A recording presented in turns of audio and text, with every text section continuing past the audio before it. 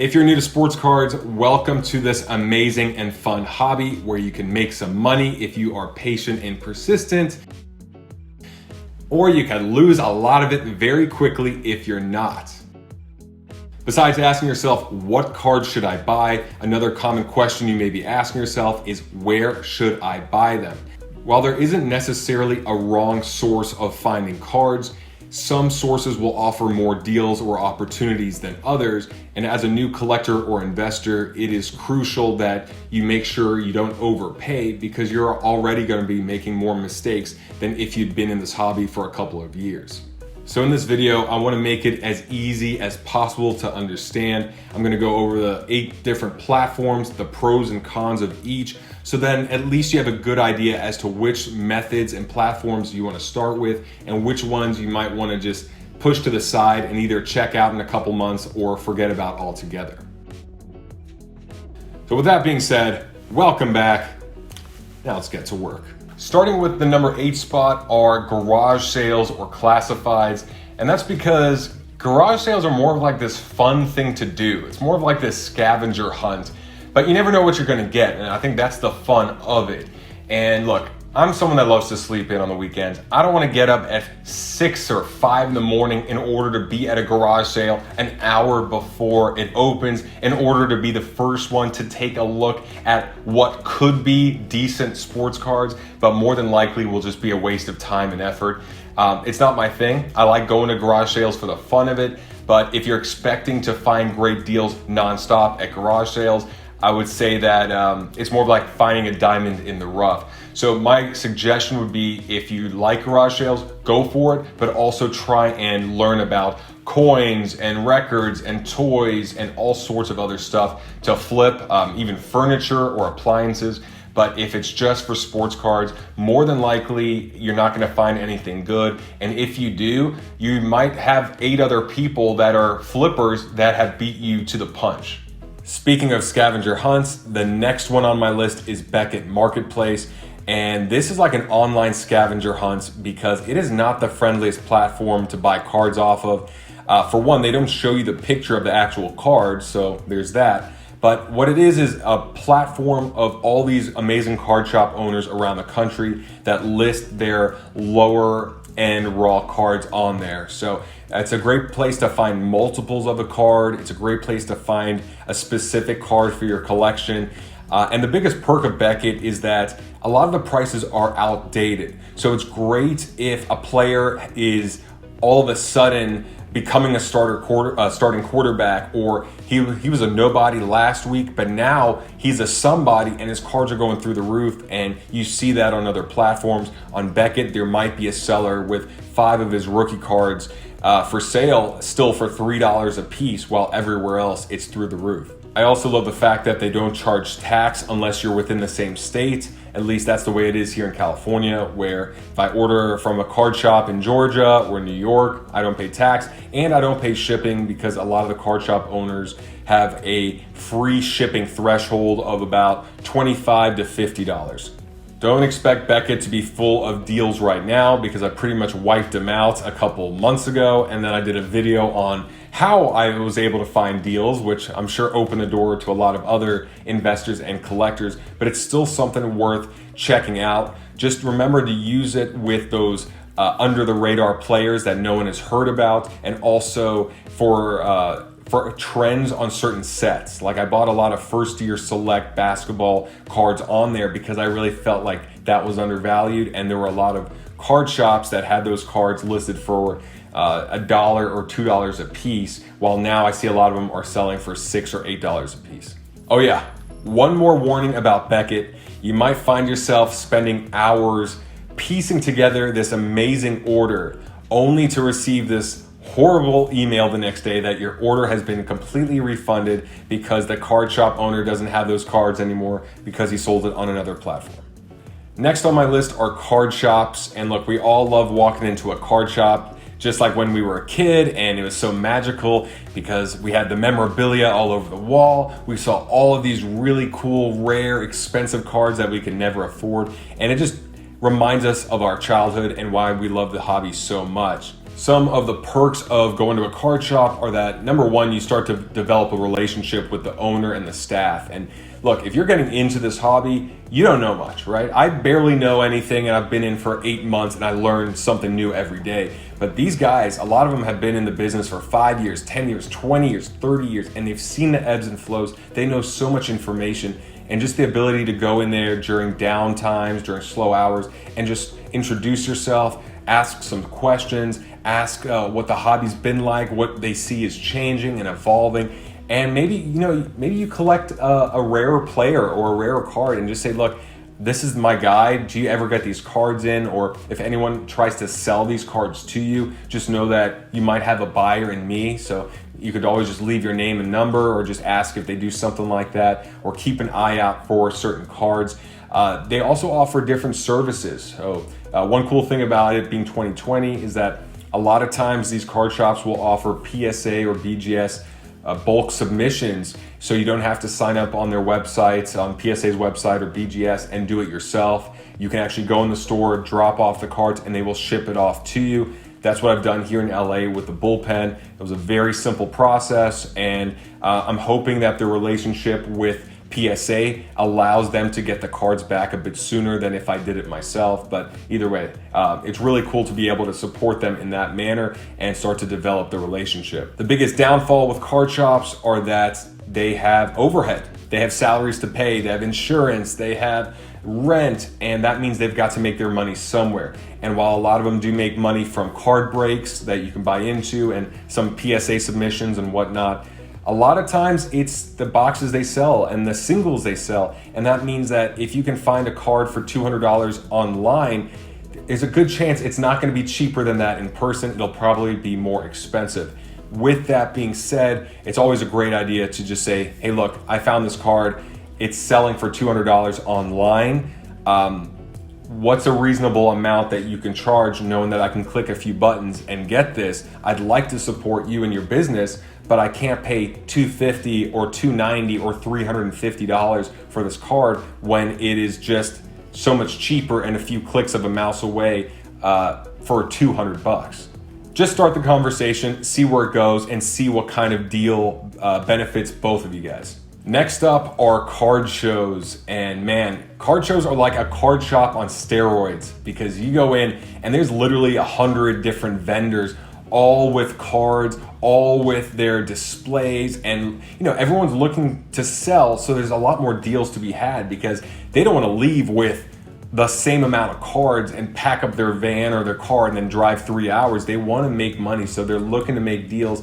And when you have 100 different vendors with the same cards, if it's a common card, then there's a lot more wiggle room, a lot more negotiation to be had. I was fortunate enough to go to a card shop back in Tampa a few months ago, and I saw Boris from the Hobby Box there, and it was overwhelming. It was so much fun, but it's definitely something you need to prep for, because it's like walking into a library without any labels, without knowing where that one specific book you're looking for is, and there's no Dewey Decimal System. Bet you didn't think you'd be hearing the phrase Dewey Decimal System today, did you? And just remember, you will feel like a kid in a candy shop, so you've got to be able to simmer down your emotions, because you will be on a natural high and you will want to buy everything you see. So take a couple breaths, understand why you're there, make the relationships, shake some hands, but do not buy all these other cards that you were not anticipating investing in. Next up are Facebook and Discord groups, and I've not really used these, to be honest, and that's just because I've been dealing with a lot of raw cards or lower end cards that I could just ship off somewhere else. But the perk is that when you're going into these higher end cards that are in the hundreds or thousands of dollars, and you have trustworthy members of these groups that will buy and sell these cards without an issue, you save a lot of money in all those fees from the middleman, which is the platform. The downfall is that not all groups have the same caliber of members. Some are very tough to get into. You've got to be vouched for. You've got to prove that you're trustworthy, which is good. And then other groups aren't as strict, but that means that you can get scammed. And if you get scammed, then you might not have anyone to step in and refund your money the same way you would get that protection with an outside platform. If this interests you, I would just start by searching on Facebook for different groups, and I'd ask your local card shop owner if they know of any good groups that they can join as well, and just get started. And then just start with like some lower end transactions, build your rapport, learn how things work. But I wouldn't start selling really expensive cards or buying really expensive cards in a brand new group. To me, that's just too risky. The next platforms I'm really excited about are StockX and StockX. And these platforms are doing a great job of alleviating us of a lot of the pain points we experience as investors. And it's because, look, we love sports, we love cards, we love looking up deals and researching and all that stuff. What we don't like doing, at least me, is going to the damn post office and trying to track mail, and this package gets stolen, and then the line at the post office is a nightmare today, and I have all these packages and I gotta be back tomorrow. And what's cool about them is that you ship all the cards to them. They list it at their headquarters, at their warehouse, and then anyone can buy the cards and receive the cards whenever they would like. You do not have to have the cards sent to you ASAP, at least on StockX. I believe StockX will ship you the card, but sites like StockX, hey, you can flip it there without the card actually leaving their headquarters. So imagine shipping out 500 or 1,000 cards to StockX, and that's it. You don't have to ever do anything again. When the cards arrive there, you go in their system, you upload the prices you would like. They all have data tools in there, so you see exactly what cards are selling, which ones aren't.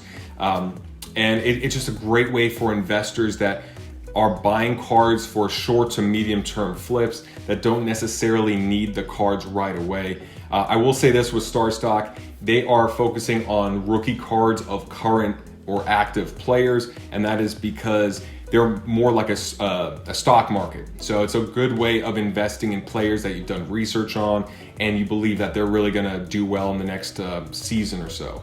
That brings me to number 2, which is eBay. And look, I don't love eBay, but eBay is the juggernaut. It is the establishment. It is the only platform that has been around since 1998, and the only platform that people know about that is not specific to sports cards. So even if you've never heard of trading cards or sports cards before, you know what eBay is because you've bought something on it in the last 20 years. And that means a lot of people can sell their cards there. And it's the first place they think of just because it's like, well, it's either eBay or Amazon, and Amazon's not really a place for me to do this, so eBay is the alternative. And the problem I have with eBay is that it's not the platform itself, it's that there are enough bad apples in the batch to really put a bad taste in your mouth. And that's because if you're a seller and you sell a card, a buyer who impulse bought that card and bought at the wrong time will try and get a refund and say, hey, the card wasn't in the shape I thought it was going to be in, or I changed my mind, or can you refund me? When that's not how it works. If you are a seller and you send the card and it's as described, that should be it. But a lot of people want to back away from what they committed to because they realized it was a bad investment. And honestly, that's just up to eBay. eBay needs to step in and be a bit more nuanced with how they handle the sports card hobby because it is such a big part of their business, and it is really opening doors to these other platforms that are really putting in parameters and protocols in place to ensure that the good buyers and the good sellers are there, and all the scam artists and the shill bidders, the people that artificially inflate the prices, all that kind of stuff gets left behind. Something as simple as just asking buyers and sellers to videotape themselves packing up and shipping out a card in detail, showing the card, and then when you receive it, opening it up in front of your phone. Everyone has a smartphone now pretty much, and knowing that if one party has that and the other party does not take that videotape, then that's the way it's gonna go. And that takes me to my number 1 platform, and that is Compsee. Compsee has been one of my best friends since day one of getting in, and It just like StockX, it's one of those platforms where you send all of your cards to their headquarters up in Washington. I think they have another one in Canada, and they'll list it for you. And it's not as modern looking as StockX, but there are some advantages, and I just love the fact that I can look at all these different cards. I can sort by highest discount, highest price. I can compare and contrast. It has been such a valuable learning tool for me, just because I can really use my overly analytical Virgo mind and try and find these outliers and these deals. And it's really helped me buy on eBay and StockX and other places, just because I can see what's undervalued very easily. One big difference between Compsee and StockX is that Compsee will accept pretty much any card, and they do upload the actual picture of the raw card. So what you see is what you get. As of now, StockX has that feature, but they've not released it yet. Instead, if you send them a raw card, they will classify it in one of 3 categories based on the condition it's in. One downfall with Compsee are the fees, but just like any platform, they all have their fees. Compsee is more than StockX, but one thing that I gotta say that benefits me a lot is that with Compsee, they have most of their listings transferred over to eBay. So if I list a card on Compsee, more than likely it's going to be listed on eBay as well. And if I look into the sales I've made, a lot of them, about a fourth or so, have come from people buying that card via eBay. But instead of getting charged eBay's 10% and Compsee's 5%, I only get charged 5%, period. Compsee for me is best for raw cards and then comparing prices of different sets and of different players, because it's just laid out in a way that's very easy to do that. It's helped me find undervalued sets or certain cards of players that I felt like were really cheap compared to others, and just helped me see patterns. But it's not necessarily the best for graded cards, because there's a lot more raw cards on there than graded. It seems like when people have graded cards, they sell on eBay or in the Facebook groups, and they do everything they can to avoid any fee that they can incur. Now, this is just the way I rank these platforms based on my style, but the good news is that there's always ways of finding deals and underpriced cards in one platform and then reselling on another, known as arbitrage. And that's something I've been doing using a couple of the platforms I mentioned here today. So if you'd like to see how I've been doing that over the last couple months, check out this video up here, and I'll see you over there.